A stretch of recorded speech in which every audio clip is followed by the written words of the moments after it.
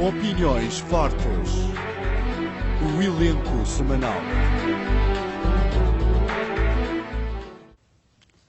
Caros telespectadores do programa Opiniões Fortes, mais uma vez, sejam bem-vindos.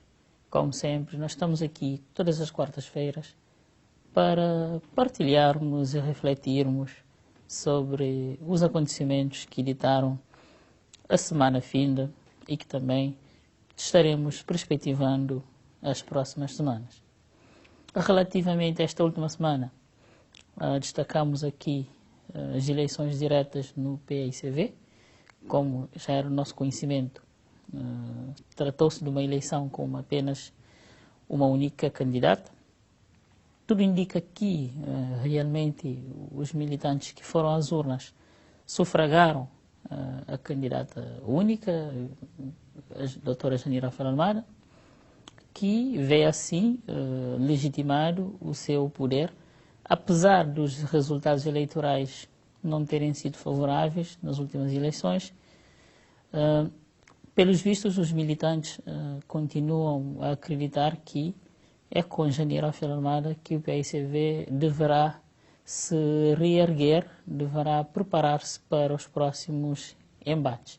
Seria interessante se houvesse candidaturas múltiplas, tendo em conta as vozes críticas que surgiram, sobretudo pós derrota ao nível das eleições autárquicas, mas infelizmente não tivemos alternativa. Portanto, isso quer dizer que os militantes estão efetivamente com a doutora Janira Almada e vamos ver quais são as mudanças que o Congresso de finais de outubro nos trará. Por outro lado, na próxima semana nós vamos ter a convenção do Movimento para a Democracia. No fim desta semana, melhor dizendo. As eleições diretas aconteceram no MPD um pouco mais cedo, aconteceu no PCV agora neste último fim de semana. As eleições diretas apenas nos indicam quem será o líder. As verdadeiras transformações acontecem mesmo nos congressos e nas convenções. Nos congressos do PAICV e nas convenções do MPD. Cada partido tem a sua terminologia, mas na prática é exatamente a mesma coisa. A convenção do MPD será interessante em muitos sentidos e destaco aqui um aspecto que é muito importante. O Dr. Luís Correia Silva sempre defendeu uma rigorosa separação entre a máquina partidária e a máquina administrativa do Estado. Na oposição, ele sempre defendeu isso. Portanto, ele considera que quem é dirigente do partido não deve ser dirigente na administração pública.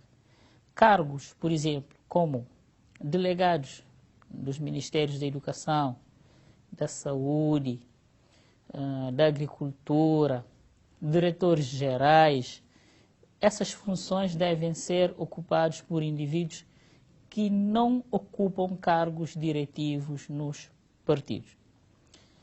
É uma opção. Vamos ver se na próxima convenção, efetivamente, o Luís Correia Silva vai expurgar, vai tirar das listas para o Conselho Nacional e para a Direção Nacional do Partido os indivíduos que efetivamente estiverem a exercer cargos desta natureza. Se o fizer, ele estará sendo coerente com aquilo que ele sempre defendeu. Se não fizer, não estará sendo, naturalmente. Se me perguntarem a minha opinião, na minha opinião, eu não concordo de todo com esta opção. Eu considero que um indivíduo, para exercer cargos de direção da administração pública, não deve ver os seus direitos constitucionais serem postos em causa. Eu posso ser delegado e dirigente nacional e ser dirigente administrativo e ser ao mesmo tempo dirigente de um partido. Da mesma forma que eu posso ser dirigente religioso e ser dirigente de um partido. Posso ser dirigente associativo e dirigente de um partido. Contudo, cabe a mim ser suficientemente coerente, suficientemente maduro para saber separar as águas, ou seja, não misturar estas várias funções. Um indivíduo suficientemente maduro, uma sociedade suficientemente madura podem ajudar que essas coisas aconteçam sem haver conflitos. Ainda para concluir essa questão, eu diria que é uma questão de cidadania, não é? Um cidadão tem direito e tem liberdade de escolha. E esta liberdade de escolha não pode ser condicionada. Parece-me que o país, a democracia, está num processo de consolidação. A sociedade civil sabe com certeza, diferenciar e penalizar nas suas opções os indivíduos, os partidos que não respeitam procedimentos básicos.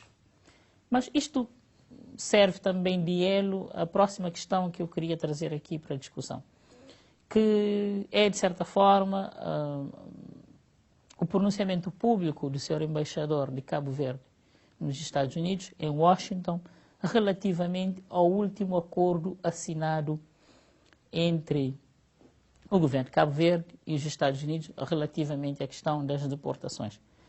Ora, se a questão dos indivíduos que foram dirigentes dos partidos não podem ser ao mesmo tempo dirigentes administrativos,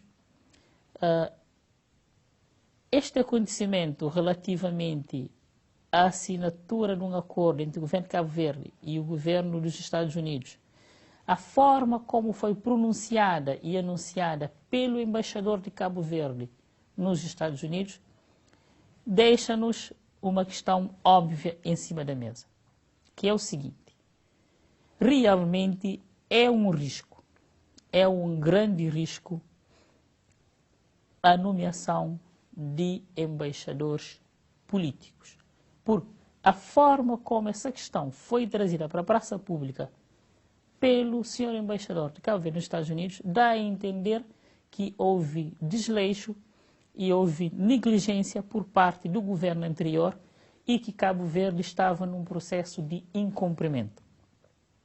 Ora, para quem acompanhou o pronunciamento do então ministro dos Negócios Estrangeiros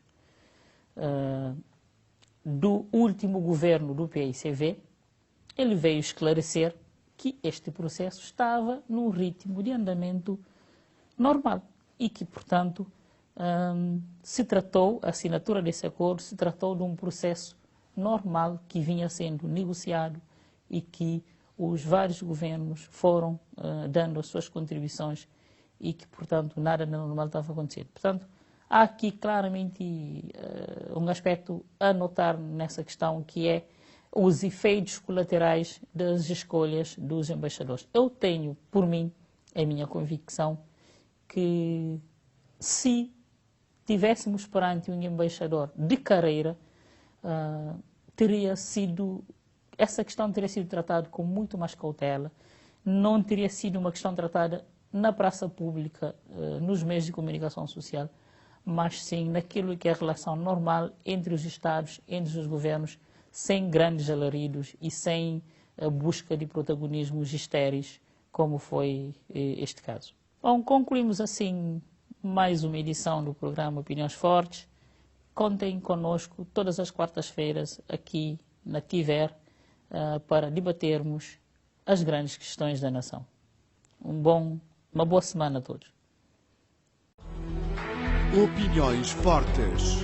As opiniões fazem-se na TIVER.